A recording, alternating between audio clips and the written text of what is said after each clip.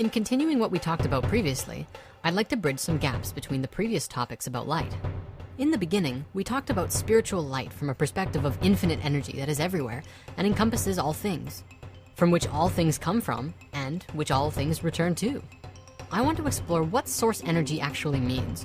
How can we make sense of it with our modern understanding in the third dimension? And more importantly, what does it mean to you? We know in science that everything is energy. All of the food, the light bouncing around, the animals, the people, the trees and the plants, even the furniture. It's all energy. Some of it is alive, which means an essence of life flows through it and compels it to grow, act, and sometimes do crazy ass things. I know that essence of life is a little vague. It's hard to describe even for me.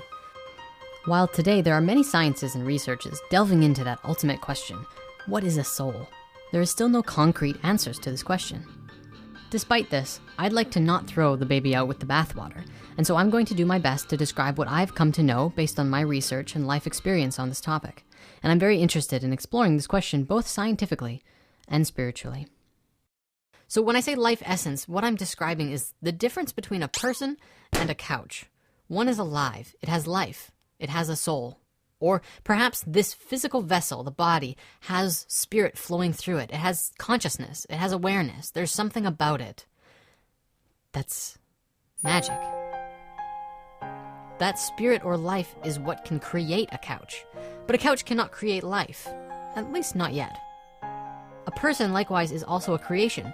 A living body is a body of energy that was created by a man and a woman who came together in union to birth a new life into this world.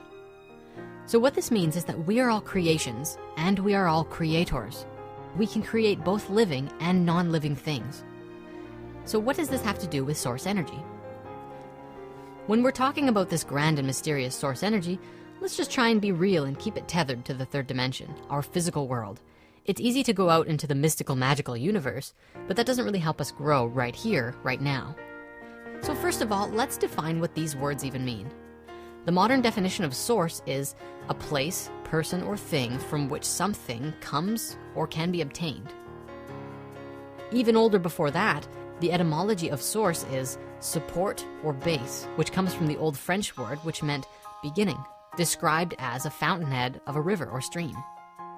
So when we ask the question of what is source energy, we get to take a look and see all of the fractaling layers of where something comes from.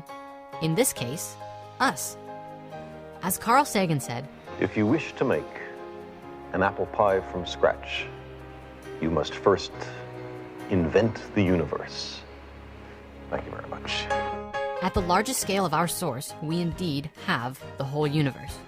The source field of energy that brought about the manifestation of our solar system came from what we often describe as the Big Bang. And then, of course, all of the interactions within this vast sea of galaxies inside the universe.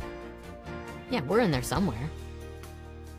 On a level beneath that, we have our sun, a source of life on this planet, shining its life, keeping us warm, and giving us the energy that the Earth absolutely needs in order to sustain life on this planet.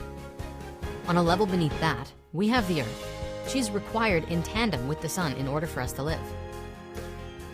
As we continue to fractal it down, we start to get to levels that most people don't often consider to be source energy, if only because we don't really think of it.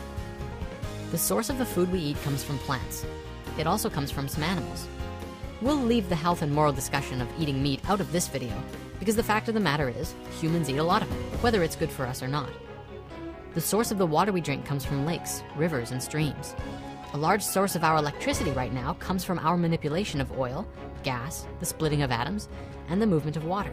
And that's something that I think a lot of us would desire to change into something new that works with nature instead of against it. And perhaps the most important source of all is each other. See, without your parents, you would not have been born. Without your close friends and loved ones, your world would be empty and cold. It may even be like that right now in your world, and I'm sorry about that. It's one of the biggest problems we're facing today, and is a result of the disconnection we have with each other. And now recognize in this moment that when you flip it all around, you see that you too are a source of energy for everyone in your life. What kind of energy? Creative, supportive, controlling, aloof? I invite you to look at your relationships, your friends, your family, and see what kind of source you are. Are you one that gives by means of cooking? helping others with their problems. Perhaps you play music, make videos, write blogs. Maybe you invent things. The moment that someone comes into contact with your energy, whether it's in person or online or through something that you made, you become a source of energy and awareness for them to receive. And we are all connected. You are as influential on me as I am of you. I am no different from you. I'm human. Well, I'm human. Patchman's a cartoon. And so with that, we can see that we are all of Source, and we are all the Source itself.